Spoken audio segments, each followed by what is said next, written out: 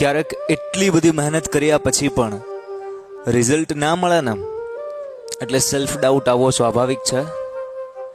અને એમ થાય કે ભગવાન મારી પ્રાર્થનાની છોડો, એટલી બધી પ્રાર્થના કર્યા છતાં પણ જવા દો, મારી મહેનતની પણ મને રિટર્ન્સ નહીં આપે.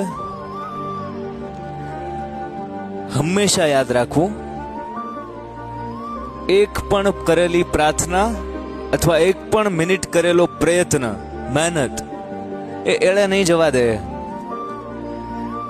મહેનત શરૂ રાખશું ને તો રિઝલ્ટ 100% આપશે, કાઉન્સમાં એના સમયે. તમે જોઈ લો બહુ બધાના જીવન કે જે લોકો સફળ થયા છે, એ લોકો આજે મહેનત કરે છે તો એને સફળતા આજે થોડી મળે છે, ઘણા બધા વર્ષો પછી મળે છે. મતલબ શું થયો?